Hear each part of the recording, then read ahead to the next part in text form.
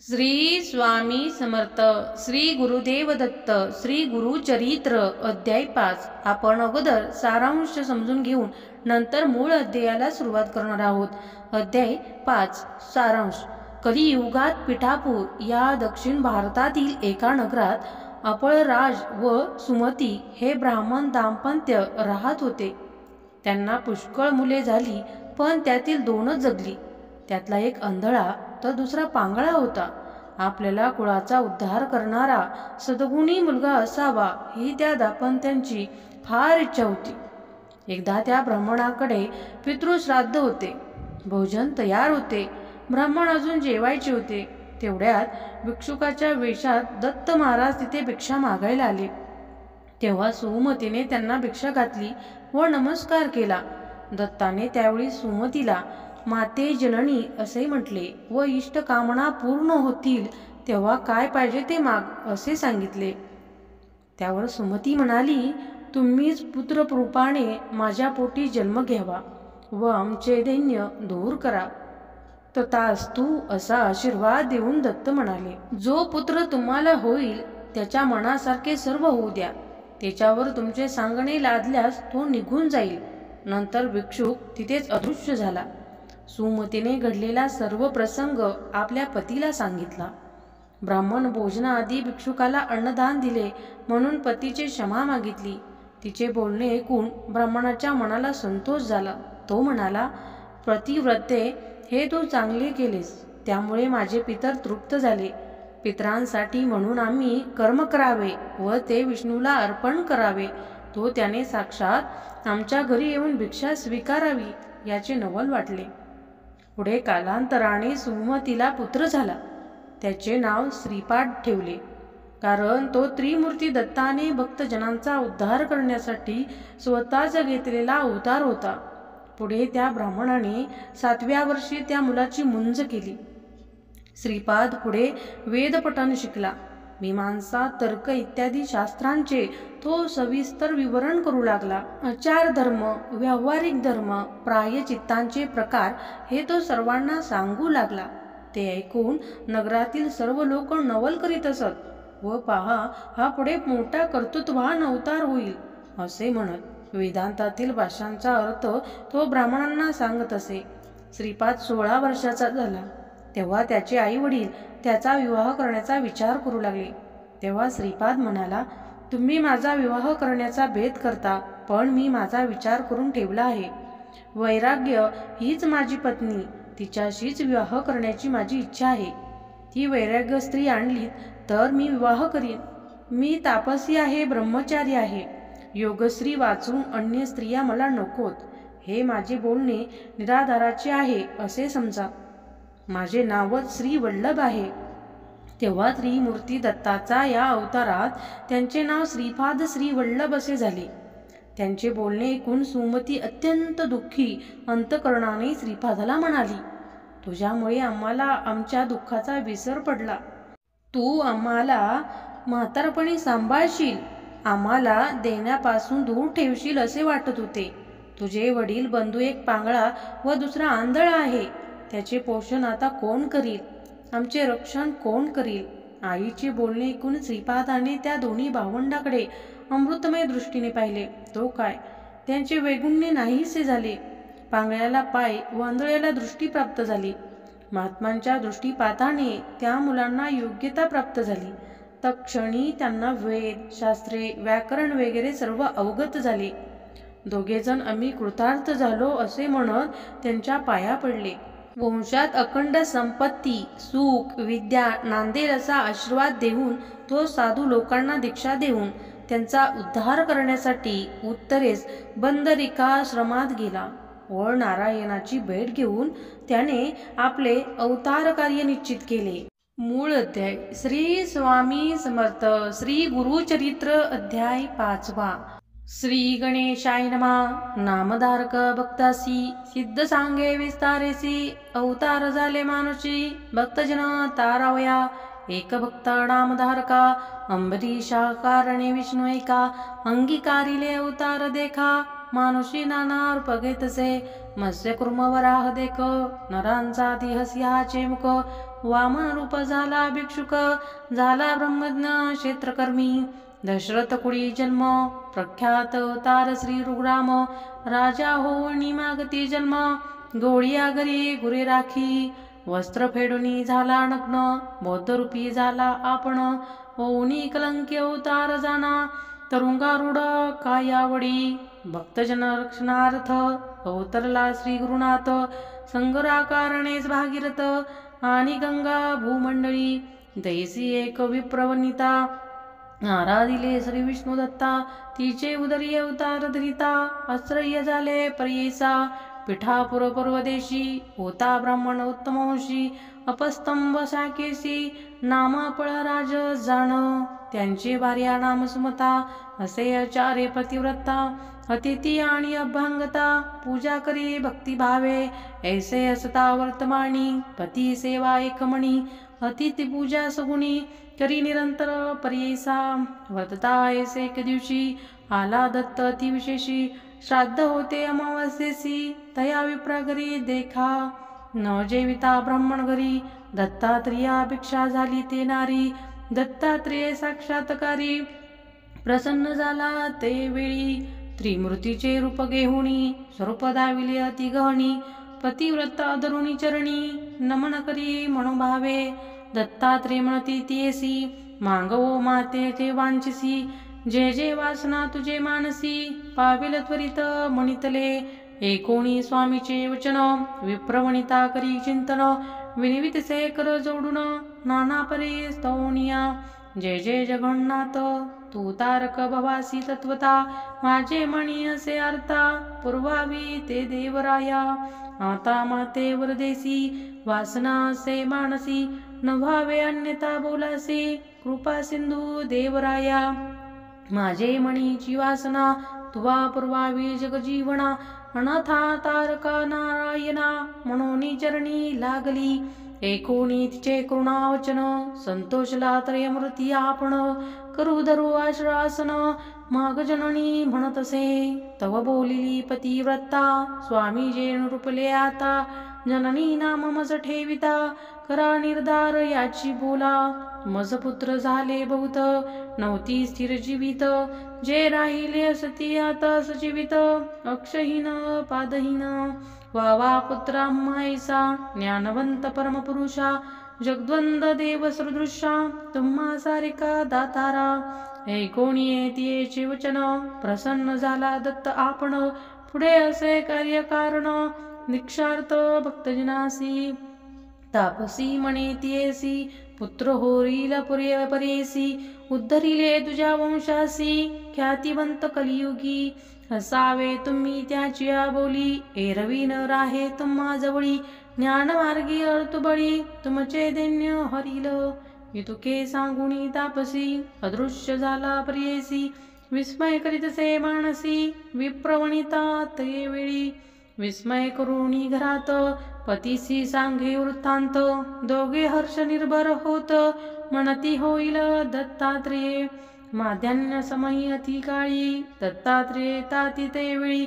विमुख न होता ते काळी, भिक्षा मात्र घालिजे. दत्तात्रेयाचे स्थान, माहुर करवीर क्षेत्रकुण. तयांचा वास सदा जाण, पांचाळेश्वर नगरात. ऐकोणी सतीचे बोला, विप्रमणी संतोषला. म्हणे प्रतिव्रते भले केले, पितर माझे झाले तृप्त.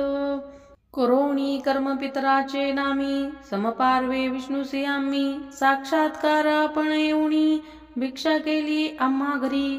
कृतार्थ झाले पितृगुण समस्त, निर्धारे झाले स्वर्गस्थ. साक्षात विष्णू भेटला दत्त, त्रयमूर्ती अवतार.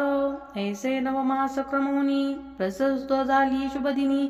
विप्रस्थान करोणी, केले जात कर्म ते वेळी. मिळवणी समस्त विप्रकुळी, जातक वर्तिती ते वेळी. म्हणती तपस्वी होईल बळी, दीक्षा करता जगद्गुरु. श्रीपाद म्हणून कारणे, नाम ठेविले तया ब्राह्मणे. अवतार केला त्रयमूर्ती आपण, भक्तजन तारावया. वर्तत सता त्याचे वेगरी, झाला 7 संवत्सरी. मुंजी बंधन ते अवसरी, करीती झाले द्विजोत्तम. बांधिता मुंजी ब्रह्मचारी, म्हणता झाला वेदचारी. मीमांसा तर्क अति विस्तारी करिता झाला ते वेळी. कोणी समस्त नगर लोक विस्मय करती सकळिक होईल उतार कारणिक म्हणून बोलती आपणात. आचार व्यवहार प्रायचित्त समजतासी आपण बोलत वेदांत भाष्य वेदार्थ सांगता झाला द्विजरासी. वर्तता ऐसे परेसी झाला संवत्सर षोडसी विवाह करू म्हणती पुत्रासी माता पिता अवधारा. विचार करती पुत्रासवे बारे लग्न तुवा करावे श्रीपाद म्हणे का भावे माझी वांछा सांगेन कराल विवाह माझा तुम्ही सांगो ऐका विचाराम्ही. वैराग्य स्त्री संगे असेन मी काम्यामुचे तिये जवळी ते स्त्री वाचुनी अनिक नारी समस्त जाना माते सरी जरी आणाल ते सुंदरी वरू म्हणती तैवेळी. आपण तापसी ब्रह्मचारी योग स्त्री वाचुनी नारी हा बोलधरा निर्धारी श्रीवल्लभ नाम माझे. श्रीपाद श्रीवल्लभैसे नाम झाले त्रिमूर्तिकेसे पितयांते म्हणतसे जाऊ उत्तर पंथासी. ऐकोणी पुत्राचे वचन आठविले पूर्वसूचन भिक्षुके सांगितले जी कुण सत्य झाली म्हणतसे. न म्हणावे पुत्र्यासी अवतार पुरुष तापसी जैसे याचे वसे मानसी तेसे करावे म्हणती माता पिता. निश्चय करुणी आपले मणी पुत्रासी म्हणती जनकजनी होता आशाबद्ध होऊनी प्रतिपाळसी म्हणूनिया.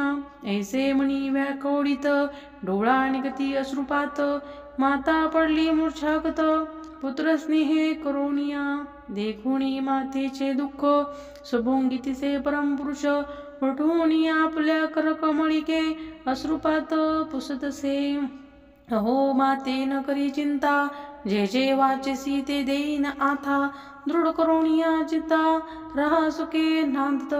भारे तुझ करिता आपण दुःख विसरले संपूर्ण रक्षसी आम्हा म्हातारपणी देण्या वेगळे करसी म्हणून. पुत्र सती आपणा दोन पाय पांगुळ अक्षहीन त्या ते पोसावे आता कवणे आमुते कोण रक्षिले. हे कोणी जननीचे वचन अवलोकितसे अमृत नयने पुत्र झाले दोघे सगुण आली दृष्टी चरणाधिक वेदशास्त्रादी व्याकरण सर्व म्हणती तक्षण दोघे येऊनी लागती चरणा कृतार्थ झालो म्हणून या. अश्वासून ते वेळी दिदलावर तत्काळी पुत्र पौत्रादी नांदाल प्रबळी स्त्रियायुक्त सनातन सेवा कराल जनकजनी पावाल सुख महाज्ञानी इह शोक्य पाहुणी वाल मुक्त हे निश्चित.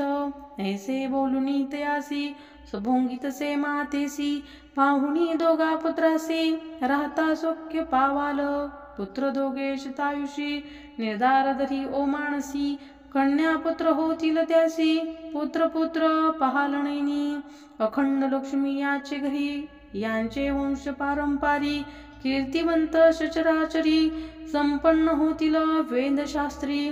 आमची अवज्ञान करिता निरोप द्यावा ओ माता जाणे असे उत्तरपंथा दीक्षा द्यावया साधुजना सांगोनी माता पित्यासी अदृश्य झाला प्रियेसी पावला त्वरित पुरिकाशी गुप्त रूपे होता तेथे निघाला तेथुनी बंदरीवना भेटी घेऊनी नारायणा अवतार असे आपणा कार्यकारण मनुष्य देही दीक्षा करावया साधुजना तीर्थे हिंडतसे आपणा मनोवेगे मार्गक्रमण आले तीर्थ गोकर्णासी. ऐकुनी सिद्धाचे वचन विनवी नामधारक आपण ते परे सहस्रुतेजन म्हणे सरस्वती गंगाधरू. इति श्री गुरुचरित्रामृते परम कथा कल्पतरू श्री नरसिंह सरस्वत्युपाख्याने सिद्धनामकधारक संवादे दत्तात्रेये श्रीपादतारक कथनम नाम पंचमोऽध्यायः. श्री गुरुदत्तात्रेय प्रणमस्तु. श्री गुरुदेव दत्त. ओवी संख्या 65. अध्याय 6. सारांश. पुलस्त या ब्राह्मणाची पत्नी कैकई ही मोठी ईश्वर भक्त होती. ती नित्य नेमाने शिवलिंगाचे पूजन करीत असे. त्याशिवाय ती अन्न ग्रहण करीत नसे. एके दिवशी पूजेच्या वेळी शिवलिंग काही केल्यास सापडेना. शेवटी आपला व्रतभंग होऊ नये म्हणून तिने मातीचे शिवलिंग तयार केले व ती त्याची पूजा करू लागली. त्यावेळी तिचा पुत्र रावण मातेच्या दर्शनासाठी तिथे आला. आईला नमस्कार करून त्याने मातेला विचारले, तू कोणाची पूजा करतेस व कशासाठी करतेस? तेव्हा कैकेयी म्हणाली, शिवलिंगाची पूजा केल्याने कैलासपद प्राप्त होते. तेव्हा रावण म्हणाला, मी तुझा पराक्रमी पुत्र असताना मृतिकेच्या लिंगाची कशाला पूजा करतेस? मी तुला कैलास पर्वतच आणून देतो.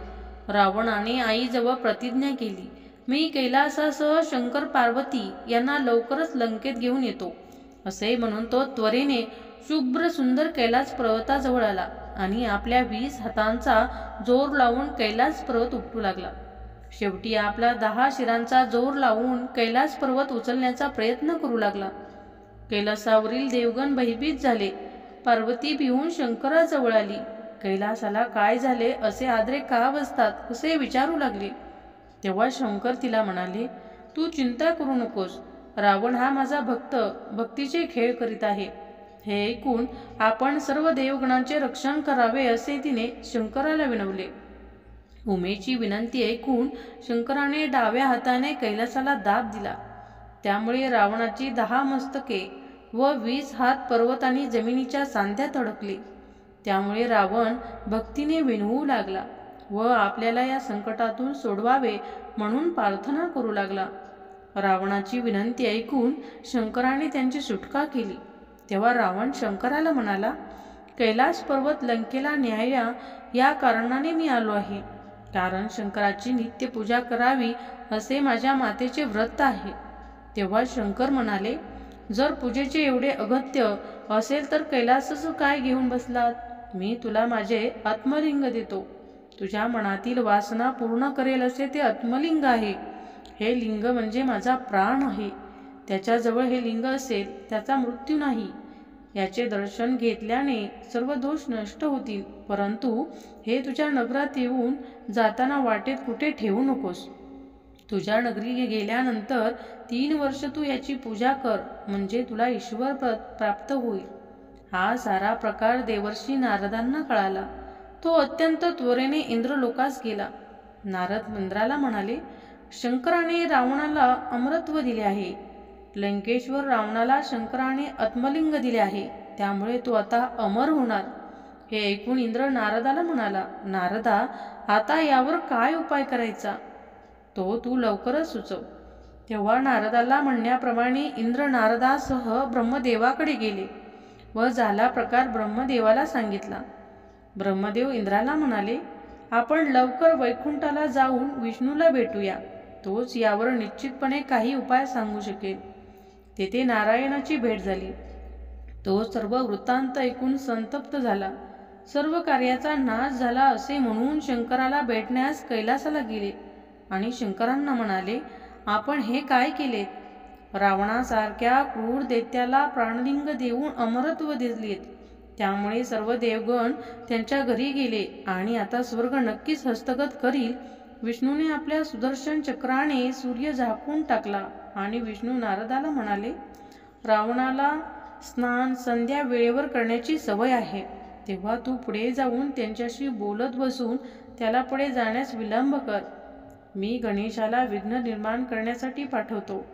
त्याने गणेशाला बोलावून सांगितले, रावण नेहमी तुझी उपेक्षा करतो आणि सर्व देव तुला वंदन करतात.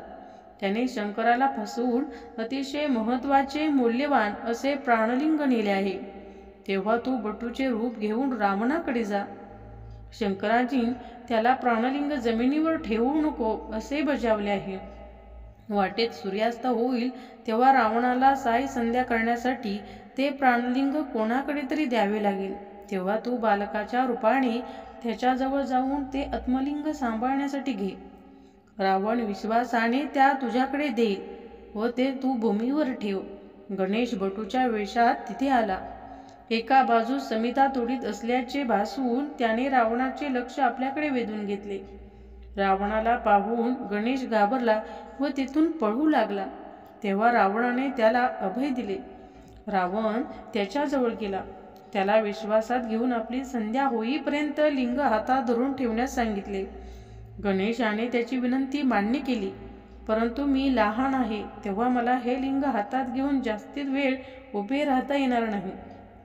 माझे पाय दुखायला लागतील, तेव्हा मी तुला 3 वेळा हाका मारेन. तरी तू आला नाहीस तर आत्मलिंग हातातून खाली ठेवीन, असे म्हणाला. रावण अर्घ्य घेत असताना गणेशाने रावणास हाका मारण्यास सुरुवात केली. परंतु रावण ध्यान करीत होता, त्यामुळे तो 3 हाका झाल्या तरी आला नाही. शेवटी गणेशाने सर्व देवांना साक्षी ठेवून हातातील लिंग जमिनीवर ठेवले. हे समजतात रावणाने गणेशास मारायला सुरुवात केली. मी माझ्या वडिलांना सांगतो, असे सांगून गणेश तिथून निघून गेला. रावणाने अतिशय बळाने लिंग उचलण्याचा प्रयत्न केला, पण ते उचलले नाही, परंतु गोकर्णासारखे लांब झाले. महाबळी रावणाचा उपाय चालेना म्हणून या लिंगाला महाबळेश्वर असे म्हणतात. पुढे ते गोकर्ण क्षेत्र म्हणून प्रख्यात झाले. मूळ अध्याय. श्री स्वामी समर्थ. श्री गुरुचरित्र अध्याय 6. श्री गणेशाय नमः. त्रिमूर्ती अवतार होणे आपण तीर्थे करावया किंका कारण, विशेष काय असे गोकर्ण म्हणून गेले तया स्थाना. एकोणी नामधारकाचे वचन संतोष झाला सिद्ध आपण, सांगतसे विस्तारुण गुरुचरित्र प्रेयसा. दत्तात्रय आपण तीर्थ हिंडे तयाचे कारण, भक्तजना दीक्षा करणे उपदेशतसे हितार्थ. विशेष तीर्थ आपले स्थान गोकर्णी असे शंकर आपण, याची कारणे निर्गुण त्रैमूर्ती वससी तये स्थानी. गोकर्णीचे महात्म्य सांगता असे अनुपम्य, एकचित्त करुणी नेम एक शिष्य नामधारका. महाबळेश्वर लिंग देखा स्वयंभू शिवसे का, अज्ञानसे विशेषा लंबोदरे प्रतिष्ठिले. पुलस्त्य ब्राह्मणाची भार्या नामतीयेचे कैकया, ईश्वर भक्ती अति प्रिया शिवपूजा सर्व काळी. नित्य करी लिंग पूजन पूजे विन नेघे अन्न, ऐसे क्रमिता एक दिन न मिळे लिंग पूजेसी. व्रतभंग होईल म्हणून मृतिकालिंग करुणी, पूजित होती संतोषोनी. भक्तिपूर्वक अवधारा तिचा पुत्र ती क्रूर, नामतया दशाशीर. आला तेथे वेगमंतर माता दर्शन करावया, नमिता झाला मातेसी. पुसे पूजा काय करसी सांगतसे विस्तारेसी. पूजते लिंग मृतिकेचे रावण म्हणे जननीसी, माझी माता तो म्हणविसी. मृतिकेचे लिंग पूजेसी अभाग्य आपले म्हणतसे, मागुती म्हणे तेसी पूजल्या फळे कायसी. कैकया सांगे पुत्रासी कैलासपद पाविजे, रावण म्हणे मातेसी कैलास आणून तुझपासी. दिले तरी होय कैसी सायस का हो करीतेसी. ऐसे म्हणतसे रावण माते सवे करी आणि न त्वरित उमारमण कैलासहित लंकेसी.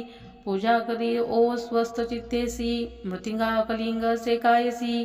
मनोनी निघाला त्वरितेसी, मनोवेगे निशाचर. पावला त्वरित शिवपुरासी, शुभ्र पर्वत रम्यासी. द्रोणी हालवी क्रोधेसी, विषबाहू भुजाबळे. आंदोळले कैलास भुवन, उपटितसे ओ रावण. दाही शिरे टेकून उचलीन म्हणे उल्हासे. शिर लावून पर्वतासी, कर टेकुनी मांडीसी. उचलता झाला प्राणेसी, पाताळ सप्त आंदोळले. फणा चुक विशेष आपण, कुर्म भ्याला कापुण. भयचकित देवगण अमरपुर कापतसे. कैलासपुरीचे देवगण भयभीत झाले कापुण. भयचकित गिरजा आपण, होऊन गेली शिवापाशी. पार्वती विनवी शिवासी, काय झाले कैलासासी. आंदोळतसे भारेसी, पडो बाबा हाते निर्धारी. ईश्वर मने गिरजेसी, न करी चिंता मानसी. रावण भक्त माझा प्रेसी, खिळतसे भक्तीने. ऐसे वचन ऐकोनी विनवी गिरिजा नामोनी.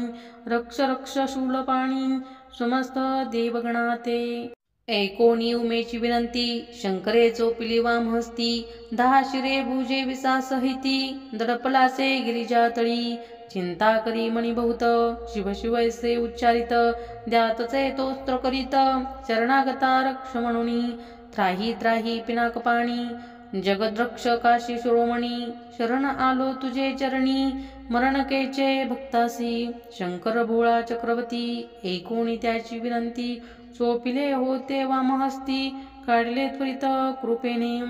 सुटला तेथुनी लंकेश्वर स्तोत्र करीतसे अपार शिरचे दोणे धरिले करी तंतुता लाविले निचंत्रे वेद सहस्त्र एकवचनी वर्णक्रमादी विस्तौरुणी सामवेदाती गायिनी समस्त रागे गाततसे शिर कापुणा आपले दैखा यंत्र केले कर कमळिका शिरा काढुनी तंतुका राणेश्वर गातसे समया समयालापण करी दश शिर आपण प्रांतकाळी करी गायन अष्टरागे परीसा हेसे 36 रागेसी गायन करी सामवेदासी निर्वाण रूपा हे कैसी चंद्रमोळीची भक्ती ते रावणाचे भक्तीसी प्रसन्न ईश्वर त्वरितीसी निजरूपे अतिहर्षी उभा राहिला सन्मुख पंचवक्त स्त्री नेत्रीसी 10 भुजा रूपेसी उभा राहुणी संतोषी मागवर म्हणतसे म्हणे रावण शिवासी काय मागू तुझपासी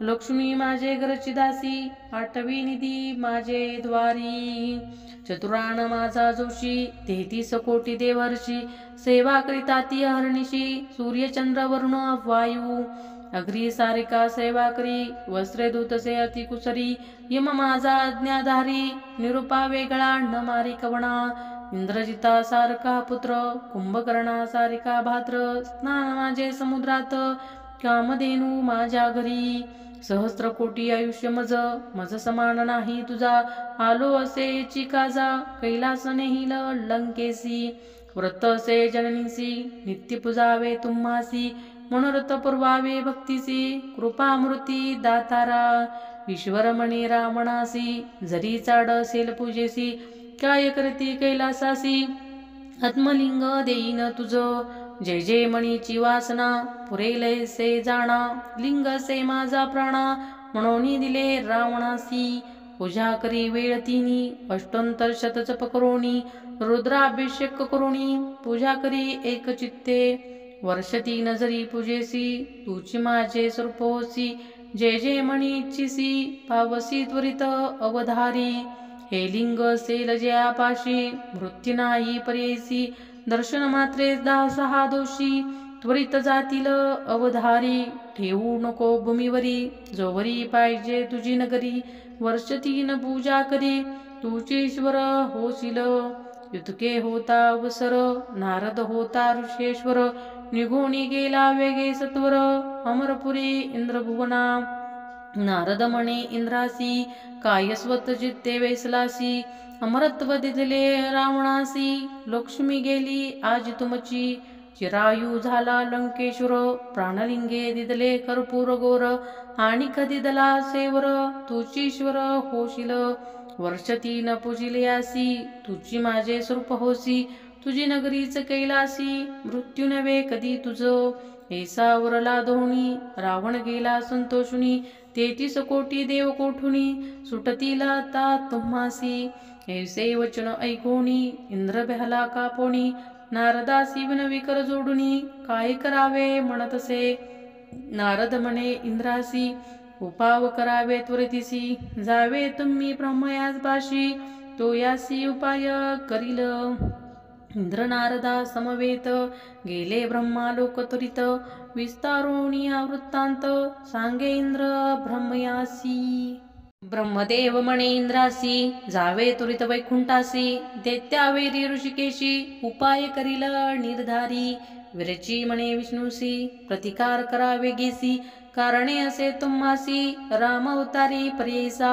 ऐसे विनी चतुरान तव श्री विष्णू म्हणे कोपुण कार्य नासिले म्हणून निघाला जडकरे कैलासासी विष्णू आला ईश्वरापाशी म्हणे शंकरा काय करीसी प्राणलिंग रावणासी देणे काय कारण तुम्हा ईश्वर म्हणे विष्णूसी तुष्टलो त्यांचे भक्तीसी विसर पडिला आम्हासी संतोषणी दिदले प्राणलिंग आपले शिरछे धुनी देखा विना केल्या स्वहस्तिका स्वत्त स्वरे वेदांतिका गायन केले भक्तीने जरी मागता पार्वतीसी देतो सत्य परेसी बुली पडली भक्तीसी लिंग नेले प्राण माझे विष्णू म्हणे उमाकांता तुम्ही सेवर देता अंबासी साया सोता भोवता दैत्योन्मत होता ती देवद्विजादी लोकासी पीडाकरिता ती बहुसी, याची कारणे आपणासी अवतार घेणे घडते देखा. कधी दले लिंग त्यासी नेले असेल लंकेसी, शंकर म्हणे विष्णूसी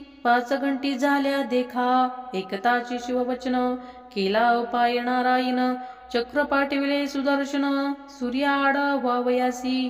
बोलावणी नारदासी सांगतसे ऋषिकेशी, तुम्ही जावे त्वरितेसी जातो लंकेसी रावण. मार्गी जाऊनी त्यासी विलंब करावा परेसी, जाऊ न द्यावे लंकेसी त्वरित जावे म्हणतसे. चक्र झाले सूर्याआड स्नान संध्या रावणाचाड, तुम्ही जाऊन या दृढ विलंब करावा तयासी. ऐसे कोणिया श्री विष्णूंच्या बोला, नारद मुनी त्वरित गेला मनोवेगे पावला. मार्गक्रमिता लंकाणात नारदा ते पाठवूनी, विष्णू विचारी आपले मनी. गणेश्वरा ते विनूनी पाठवू म्हणे विघ्नासी. बोलावणी गणेशासी सांगे विष्णू परेसी, केसा रावण तुझसी सदा उपेक्षित. बाळकपणे तू जावे शिष्यरूपे करुण भावे, सूक्ष्म रूप दाखवावे लिंग घ्यावे विश्वासुनी. संध्या समयी तुझे हाती लिंग देईन विश्वासरीती, तू ठेवितो शिती लिंग राहील ते तिची. गेला होता नारद पुढे ब्रह्मा ऋषी महात्मा गाडे, उभा ठेला रावणापुढे म्हणे कोटुनी आलासी. रावण म्हणे नारदासी गेला होता कैलासासी, केले उत्कृष्ट तपासी संत विषविले चंद्रमोळी. प्रसन्न होऊन आम्हासी लिंग दिदले पर्ययसी, आणिक सांगितले संतोषी लिंग महिमा अपार. नारद म्हणे लंकाणात देवाधिक तुझे आता, लिंग लादलासी अमृता जाणो आम्ही अब्धत. लिंग महिमा एककाणी जे पूजतील वर्षतीनी, तेची ईश्वर होतील निर्गुणी वरदमूर्ती तोच होय. लिंग से जे स्थानी तेची कैलास से जाणी, महत्व होते याची गुणी ब्रह्मा विष्णू महेश्वरासी. असे आणिक पार महिमा सांगे नैका एक नेमा, रावण म्हणे कार्याम्हा जावे त्वरित लंकेसी. म्हणून निघाला महाबळी नारद म्हणे तये वेळी, सूर्यास्तमान आहे जवळी संध्याकाळ ब्राह्मणासी. सहस्त्रवेद अचरसी संध्याकाळी मार्गक्रमेसी, वाटेच होईल तुझ निशी संध्यालोप होईल. आम्ही जाऊ संध्या वंदनासी म्हणून नारद विनेसी, बसोनी रावणासी गेला नदी तिरी नारद. रावण चित्ती मानसी व्रतभंग होईल आपणासी, संध्या करावी त्रिकाळीसी संदेह कडला म्हणतसे. ईश्वरे सांगितले आपणासी लिंगण ठेवावे भूमिसी, संध्या समय झाला निशी काय करू म्हणतसे. तव देखिला ब्रह्मचारी अति सुंदर बाळका परी, हिंडतसे नदी तिरी देखिले रावणे ते वेळी. असोनिया लंकेश्वर लोभे धरिला त्याचा कर, सांग बाळा कवनाचा कुमर प्रीतिभावे पसुतो मी. ब्रह्मचारे म्हणे रावणासी आमचा पिता काय पुससी, जटाधारी भस्मागेसी रुद्राक्षमाळा असे देखा. शंकर म्हणती तयासी भिक्षा मागे हरणीशी, वृषभारूढ मासरसी जननी माझे जगन्माता. इतके कुणी लंकाणात त्या बाळका ते सुभंगित, लिंगधरी असे म्हणत संध्या करीन तवरी. बाळक विनवी तयासी नधरी लिंग परियसी, ब्रह्मचारी आपण अरण्यवासी उपद्रवू नको म्हणतसे. तुझे लिंग से जड आपण बाळकसे वेड, नगे लिंग जाऊ दे सोड धर्म घडेल तुम्हासी. नाना परी सुभोंगित लिंग देत लंकाणात, संध्या करण्या आपण त्वरित समुद्रतीरी बैसला. ब्रह्मचारी थंडी तडीसी उभा विनवितसे रावणासी, जड झाली आपणासी ठेविन तरीत भूमीवरी.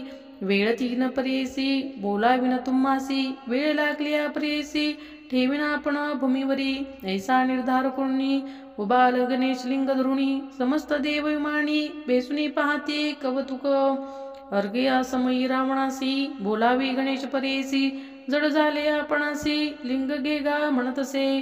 न्यासपूर्वक अर्घ्य देखा रावण करीतो ती विवेका, हाती दाखवितो बाळका येतो राहे म्हणून. आणि एक क्षण पाहुणी गणेश बोले वेळ दोन्ही, जड झाले म्हणून शीघ्र यावे म्हणतसे. नये रावण ध्यानस्थ गणेश असे विचारित समस्त देव साक्षी करीत लिंग ठेवले भूमीवरी श्री विष्णू ते स्मरुणी लिंग ठेवले स्थापुणी संतोष झाला गगनी पुष्पवर्षती सुरवर अर्घ देऊनी लंकेश्वर निघून आला सत्वर मंगलिंगे देखिले भूमीवर मने विकळ झाला अवेशोनी रावण देखा ठोसे मारी गणनायका हास्यवदने रडे तो देखा भूमीवरी लोळतसे म्हणे माझ्या पितियासी सांगेन आता तुरे तेसी का मारले बाळकासी म्हणून निघाला रडत देखा मग तो रावण काय करी लिंग धरुणी दृढ करी उचलू गेला नाना परी भूमी सहित हालतसे कापे धरणी ते वेळी रावण उचली महाबळी न लिंग शिरा पडी महाबळी राहिला नाम पावले याची कारणे महाबळेश्वर लिंग जाणे मुरुडणी ओढिता रावणे गोकर्णावर झाले देखा ऐसे करुणी लंखाणात गेला मागुती तप करीत ख्याती झाली गोकर्ण क्षेत्र समस्त देव तेथे आले इति श्री गुरु चरित्रामृते परम कथा कल्पतरू श्री नरसिंह सरस्वती पाख्याने सिद्धनामक धारक संवादे गोकर्ण महिमा महाबळेश्वर लिंग स्थापनम नामं षष्ठोऽध्यायं श्री गुरुदत्तात्रेय परमस्तु श्री गुरुदेव दत्त संख्या 109। व्हिडिओ आवडला असेल तर चॅनलला लाईक आणि सबस्क्राईब करा। कमेंटमध्ये श्री स्वामी समर्थ श्री गुरुदेव दत्त असे लिहा। व्हिडिओ जास्तीत जास्त शेअर करा। धन्यवाद।